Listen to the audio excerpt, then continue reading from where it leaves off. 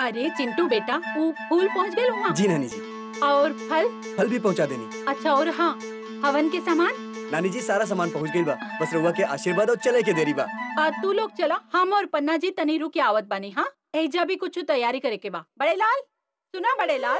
समझ गए नहीं मालकिन। नानी जी चली।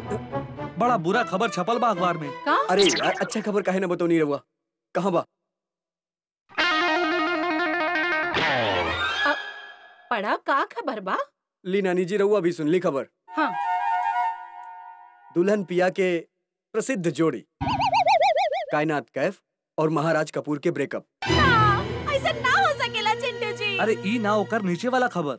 अरे ऊपर नीचे का साड़ू भाई, रउआ खुदे पढ़ के बता दी ना का बा एकरा में। मथुरा में करोड़ों के जमीन घोटाला।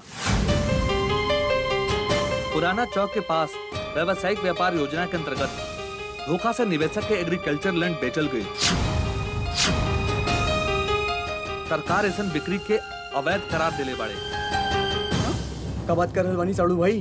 हमनी के नया दुकान भी तो उहे बा पुराना चौक के पास। याचिका कर्ता विनोद मुकदमा कैले बाड़े कि करोड़ों के हेरा फेरी करके पुराना चौक के आसपास के जमीन एग्रीकल्चरल लैंड बा, जेकरा अनाधिकृत रूप से निवेशक लोगन के बेचल गयल बा।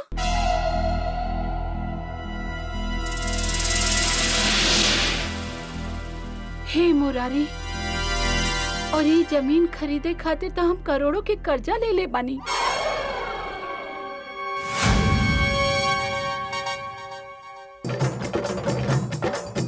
चारों धाम ससुरारी हैं। गुप्ता जी, पहले रउआ हमार बात सुनी। रउआ जहाँ जहाँ कहले रहनी हम पेपर वहाँ जमा करवाईनी। जहाँ जहाँ रउआ साइन करे के कहनी हम साइन करनी। का कह रहल बानी रउआ? देखा गुप्ता जी, ना तो हम गेहूं बानी ना कि घुन बानी जौन की पिसा जाई। रउआ हमार बात ध्यान से सुनी और जल्दी पता लगाए कि चक्कर का बा। का कहत रहे? वो कहत रहे कि गेहूं के साथ घुन भी पिसा जाला। अरे ऐसे कैसे? हेलो, हाँ हाँ श्याम जी, राधे राधे। हाँ हाँ, अरे कैसन बात कर रहल बानी रउआ? अरे हाँ, अरे राउर पैसा कहीं न जाई। रउआ बेफिक्र रही, सूद समेत वापस कर दे हम। एक मिनट तनी होल्ड करी, दूसरा फोन आ रहल बा। हाँ जी, राधे राधे। हाँ हाँ, हम पहचान गईली। राउर आवाज रोशन लाल बोल रहल बानी ना? हाँ, का करी, हमरा भी अभी पता चलल। हाँ, लेकिन हम रउआ के बता रहल बानी, रउआ निश्चिंत रही, राउर पैसा कहीं न जाई। जी जी जी, राधे राधे। सबके पता चल गइल बा कि जमीन के पीछे घोटाला बा। सब लेनदारन के फोन आ रहल बा। एक मिनट नानी जी। अरे एकरा के बंद कर दी थोड़ी का देर। कर रहल बाड़ा? अरे नानी जी, बात ना होगी जब तक ये बंद ना होगी। बंद कर देनी हम राउर फोन। ला, अभी बज गई। हेलो, हाँ पन्ना बोल रहल बानी। लेकिन अरे का बात कर रहल बानी?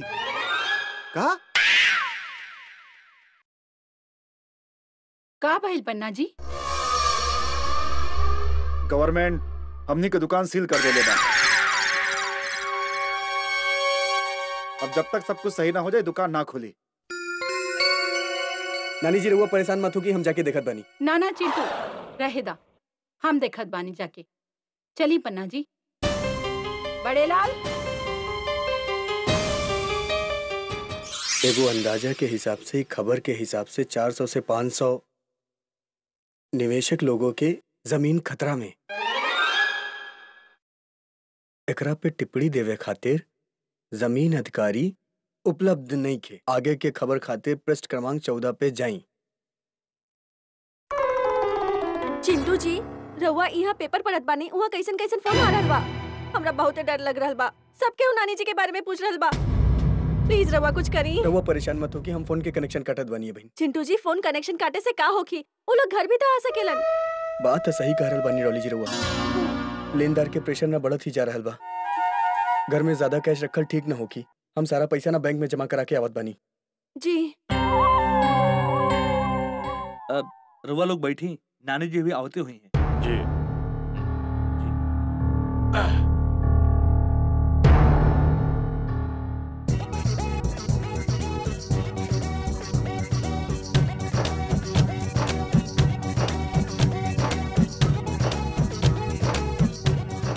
रउआ लोग हमरा साथे खेलब? ना, हमनी के जगदम्बा जी से मिले आइल बनी। हम भी ना खेलब। मत खेला, केहू ना हमरा संगे खेलेला। बताओ, हम लोग खेले आइल बनी।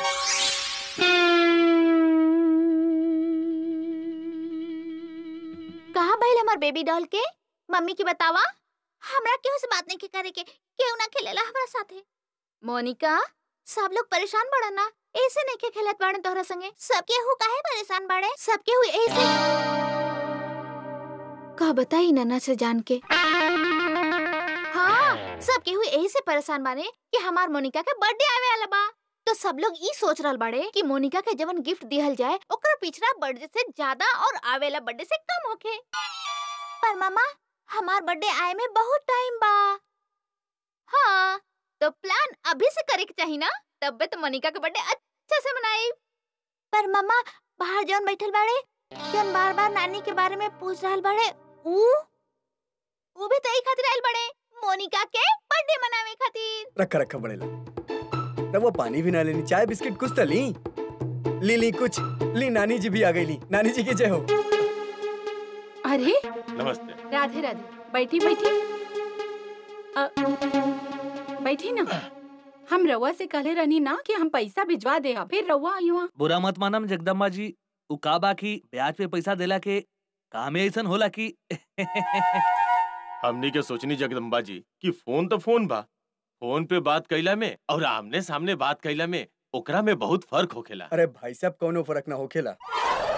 जब हमनी के नानी जी कह रहल बाड़ीन तो कह रहल बाड़ीन ना। तबे तो चिंटू बेटा, तबे तो हमनी के घर पे आ गए नी। देखी, रउआ लोग के पैसा रउआ के मिल जाई। बड़े लाल, हमार चेक बुक ता लेके आई हा।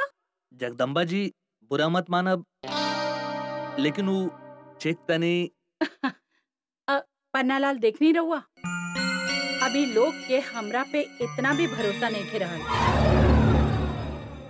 कोनो बात ना, हम अभी रउआ के कैश दिलवा देत बानी। हम कहले रहनी ना कि आमने सामने के बात में अलग फर्क पड़ेला। महान, बड़े लाल। जी नानी जी। महान बेटा, तनी बैंक जाके। समझ गए नी मालकिन। उ चेकबुक हाँ जी चला। राउर पैसा आ रहल बा, तब तक रउआ चाय बिस्कुट कुछ तो ली। हमनी के पैसा हमनी के मिल जाए त। एक मिनट, हमार फोन आ रहल बा। हाँ गुप्ता जी, राधे राधे। ले ली। अब तो पैसा आ रहल बा, चाय पानी बिस्किट कुछ तो ली ले ली। अरे कुछ मिलौले नहीं खे, बहुत बढ़िया बिस्कुट बा। ली, रउआ तो रह दी, शुगर बा रउआ के।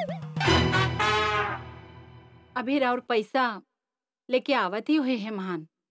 वो का बा जगदम्बा जी कि फोन तो फोन होखेला, फोन पे आधा बात समझ में आवेला और आधा ना भी आवेला। यही से हम सोचनी कि आमने सामने। ओहो, अब तो राउर बात हो गई ना, आमने सामने हो गई ना तसल्ली। आमने सामने ली, आ गई रउआ लोग के पैसा। अब ले ली रउआ आमने सामने पैसा। नानी जी को बड़ा बुरा खबर बा। अच्छा, कब दे ले रउआ? जवन लोग वो एग्रीकल्चर लैंड में इन्वेस्ट केले रहे, बैंक उस सब लोग के अकाउंट सीज कर देले बा। और जब तक लोन के मामला क्लियर ना होगी, तब तक रउआ बैंक से एको पैसा ना निकाल सकीला। जगदम्बा जी, तो फिर हमार पैसा? रउआ फिक्र मत करी, हम आज राउर आधा पैसा दे देत बानी। चिंटू बेटा जी, वो जौन 25 लाख की कैश पेमेंट हम देले रहनी ना तोरा रखे खातिर, वो लेके आवा।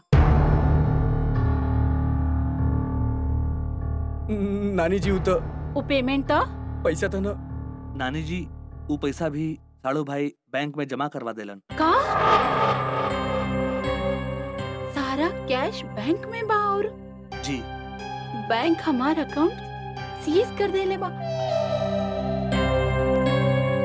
हे बाके बिहारी, ये कैसन परीक्षा ले रहल बानी? नानी जी, वो हम बैंक में ए लिए डाल देनी रहनी की जगदम्बा जी बुरा मत मानब, अब तरह और बैंक अकाउंट भी सीज हो गई, तो फिर हमनी के पैसा। हमनी के पैसा अगर हमनी के मिल जाता। जगदम्बा जी हमू कहत रहने की आप रउआ लोग जो अभी कहत बानी बाद में कहब, अभी हमरा खेला के समय बा।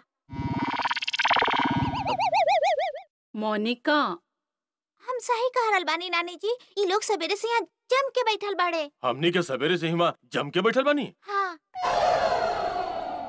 मोनिका तू भीतर जा अपन कमरा में। इनकरा से कही कि लोग बाहर जाए, यहाँ पे आके बैठल बाड़े ये लोग। मोनिका देख रहल बाड़ा तू, एक ते लोग पैसा ले ले बाड़े, ऊपर से एगो छोटा बच्ची से हमनी के बेइज्जती करावत रे। अब तो हम कोनो हाल में अपन पैसा वापस लेके जाए। हाँ, अब तो पैसा ले बिना हमनी के हिमा से हिले बिना। अब बतावा, हम लोग इन लोग के परेशान करके रखले बानी कि ई लोग हमनी के परेशान करके रखले बाड़े। बिल्कुल। ओहो भाई साहब, रउआ काहे परेशान हो रहल बानी? बीपी ऊपर नीचे मत करिए अपन, बच्ची ही तो बाऊ। हाँ तो बच्ची बिया तो बच्ची से बोले लेका, एगो तो रउआ हमें से कर्जा ले ले बानी, ऊपर से रईस बनाता नहीं। एक मिनट सुनी, हमारी बात सुनी। कितना पैसा बा रउआ के? 80 लाख रुपया ना? 2 दिन में रउआ लोग के पैसा मिल जाए। हम रउआ पे भरोसा कैसे कर ली? ओ भाई साहब, बोल हर बाड़ी नानी जी की 2 दिन में रउआ लोग के पैसा मिल जाई। रउआ लोग के आमने सामने हो गई ना बात रउआ के, फिर पैसा पहुंच जाई, लेवे मत आइहा दोबारा। राधे राधे।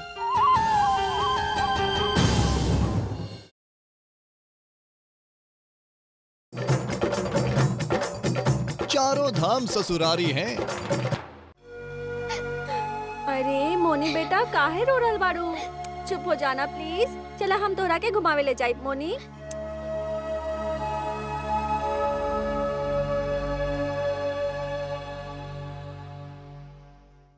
मोनिका। मौसा जी हट जाइए यहाँ से। ओ अच्छा, ये देखिए मौसा जी चॉकलेट ले आइल बानी। के खाई चॉकलेट? मोनिका ना खाई? अच्छा, हमार मोनिका नाराज बा। काहे नाराज बा? काहे गुस्सा बा? अनाज तो को नानी जी बाड़ी। नानी जी? काहे? नानी जी का कहले बाड़ी? देखनी ना, सबके सामने हमरा कैसे बुरा तरीके से डटलीन। ओ बेटा, नानी जी डटले थोड़ी, वो तो परेशान बाड़ीन बेचारी। रउआ देखनी ना, उनकरा ना 2 दिन के अंदर बहुत सारा पैसा इकट्ठा करके लेनदार के देवे के बा। तो फिर हमरा काहे डटलीन? हम तो उनका साइड में रहनी ना। हाँ, रउआ उनकरे ही साइड रहनी, लेकिन थोड़ा सा डांट देनी तो का हो गई? कोनो बात नहीं के, चलिए रउआ ही चॉकलेट खाई, बहुत बढ़िया चॉकलेट बा। ली।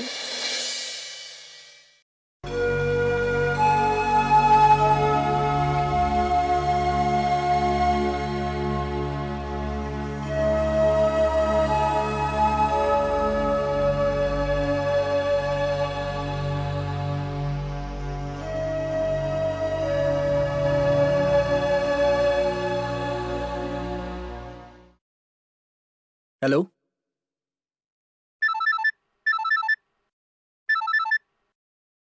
हेलो। हाँ हाँ हाँ गुप्ता जी बोली। बिल्डर इंटरेस्टेड बा? तो बात चलाई ना। अरे बायर से बात चलावे में का हर्ज बा?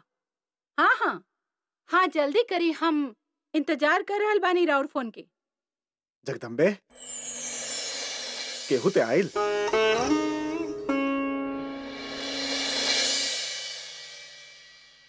महान जी, रउआ के का लागेला 2 दिन में इतना पैसा के इंतजाम हो जाई?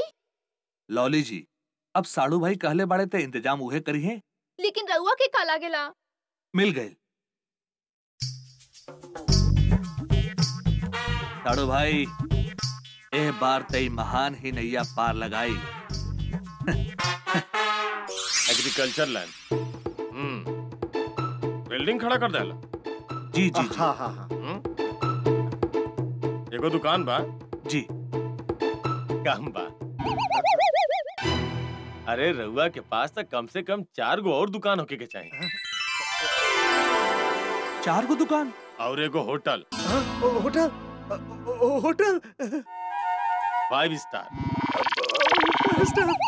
नेताजी, वो एग्रीकल्चरल लैंड के मुद्दा जौन बा। अरे एग्रीकल्चर लैंड के काम तो समझा हो गई। बस नेताजी बोल देला तो हो गई। राउत बहुते बहुते धन्यवाद, मगर एकरा खातिर का भाग्य बा हमार जौन रउआ के सहयोग करे के मौका मिलल। अरे इ त सेवा बा हमार। बस रउआ अगला चुनाव में हमार समर्थन कर दी। महान बेटा, जी इनकरा तू लाइल रहला जी नानी जी, हम ही लाइल बानी। त बेटा जैसे लैले रहला इनकरा सम्मान पूर्वक बाहर ले जाइहा नानी जी, और फिर कब्बो इनकरा हमार सामने मत लेके आइहा। नानी जी ई रउआ का कहता नहीं? ई सेवा नहीं के कर रहल बाड़े, सौदा कर रहल बाड़े। तनी सा मदद करे खातिर ई चाहेलन कि हम इनकर कैंपेनिंग करी, लेकिन हम आज तक ऐसा भ्रष्ट और सांप्रदायिक नेता के कभी साथ ना देले बानी। भले ही हमार दुकान चल जाई, मगर हम राउर साथ कबो न देहब। महान, अब आई नेताजी। अरे हम कोनो गलत कहनी का? ना ना,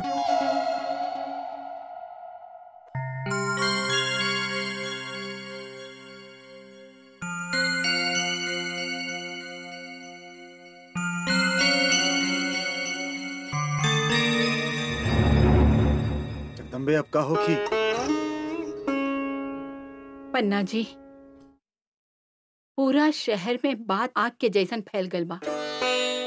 केहू हमरा कर्ज देवे के तैयारी नहीं के। कर्ज छोड़ी, जौन हम पैसा देले रहनी उ भी लोग वापस नहीं के करल बाड़न। केहू आगे नहीं खे आ रहल बा। नानी, एकरा में से रउआ सारा पैसा ले लीही।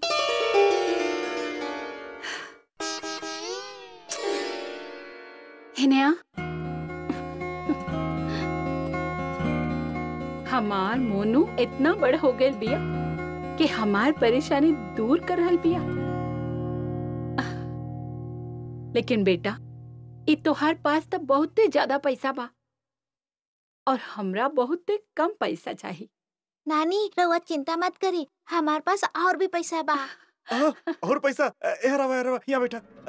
कहवा बा पैसा? और का नाना जी? कहवा बा? आजा सके हूँ। नानी, ई ली हमारा और डॉली के जेवर। एकरा में महान जी के बचत भी बा। हाँ नानी।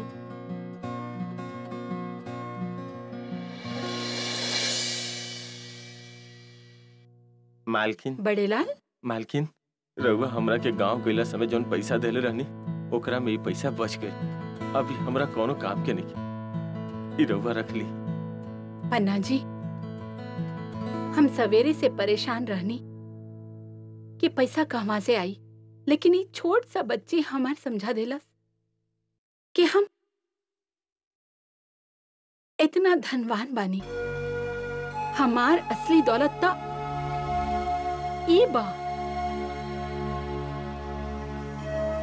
हमार परिवार। बड़ेलाल, बस अब हमरा कोनो चिंता नहीं के। 2 दिन में हम सारा कर चुका दे। हम लेकिन जगदम्बे कहाँ से? ई मकान बेच के।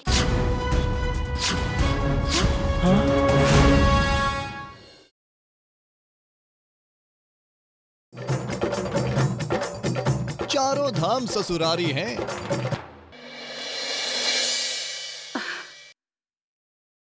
रउआ लोग चिंता मत करी। देखी, परिवार से घर बा, घर से परिवार ना।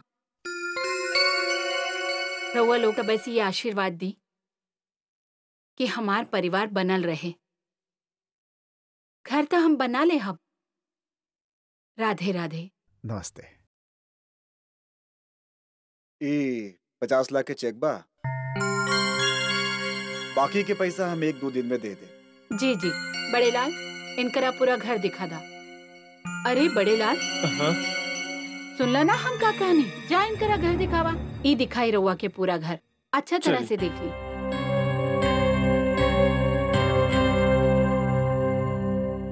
मुंह काहे लटका के रख ले बाड़ा? जा पैकिंग वैकिंग शुरू कर दा। 1-2 दिन में घर खाली करे के पड़े हमने के। चला। नानी जी की जय हो। नानी जी, रउआ सबके ना एक बहुत जरूरी बात बतावे के बा। यहाँ पे ना लैंड माफिया के बहुत बड़ा फ्रॉड चल रहा बा। अब कौन सा फ्रॉड के बारे में बताएं साड़ू भाई? हम तो सवेरे ही बता दिले रही जो पेपर में छपल बा। अरे साड़ू भाई, ऊ फ्रॉड तो कुछ नहीं किए, ओकरा से बड़ा फ्रॉड तो हम बताई रहुआ सबके। नानी जी, रहुआ सबसे पहले हमरा के यही बताई कि रहुआ के केहू के फोन आई रहल या कोनो ऑफर आई रहे हमनी के दुकान खरीदे के? हाँ लक्ष्मी बिल्डर कइले रहले का फोन? हाँ उहे कइले रहले। तोरा के कैसे पता? काहे कि नानी जी, उ लक्ष्मी बिल्डर ना और 200 लोग के फोन कइले बड़े, ऑफर देले बड़े जमीन खरीदे के, उ भी चौथाई दाम पे। जैसे ही हमरा बात पता चलल ना नानी जी, हमार माथा ठनक गइल कि कोनो न कोनो चक्कर तबा। ई बिल्डर इतना सारा जमीन जौन की एग्रीकल्चर लैंड बा, उ खरीद के करी का? नानी जी, फिर हम और पता कइनी तो हमरा ई पता चलल कि उ जौन लैंड बा उ एग्रीकल्चर लैंड बा ही ना। तो फिर वो खबर? अरे उ खबर तो पूरा साजिश बनाना जी। दरअसल भई नानी जी, उ जौन लक्ष्मी बिल्डर बना, उ का कइलस, एगो सरकारी अफसर के अपन साथ मिला लेलस और सारा धांधलेबाजी शुरू कर देलस। उ लोग ही बिछोले बड़े ही जाल, और जौन आदमी केस कइले रहले ना इनके ऊपर, उ दरअसल लक्ष्मी बिल्डर के दूर के रिश्तेदार बनानी जी। इन तीनों लोग के साजिश बा। हमने के दुकान बच गई। ओहो, नानी जी इतना देर से वही तो समझा रहल बानी रहुआ लोग के, हमनी के दुकान बिल्कुल सुरक्षित बा। उ जौन बैंक वालन हमनी के बैंक अकाउंट सीज करले रहने ना, उ भी चालू हो गइल बा। अरे बाकी बिहारी के लाख लाख शुक्र बा। हमरा के तो ई समझ में नहीं आ रहल बा कि कैसे केहू केकरो जीवन भर के कमाई के साथे इतना बड़ खिलवाड़ कर सकेला। रहुआ के एगो और मजे की खबर बताओ तानी, उ तीनों के पुलिस अब तक गिरफ्तार भी कर ले होकी और कल सवेरे के अखबार के पहला खबर होकी। चिंटू बेटा, काश तू 5 मिनट पहले आ जाता और ये खबर दे देता। हम अभी अभी एक घर के सौदा कर देले बानी। नानी जी की जय हो। ई का कर देनी नानी जी, रहुआ कम से कम शाम तक तो रुक जाती, हमरा से बातचीत कर लेती रहुआ।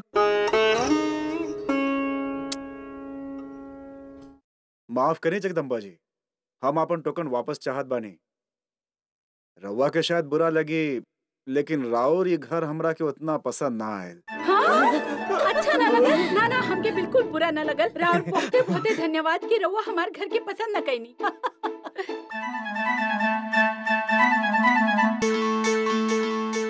जी हम अपन टोकन वापस चाहते। हाँ जरूर ई लीही। राधे राधे।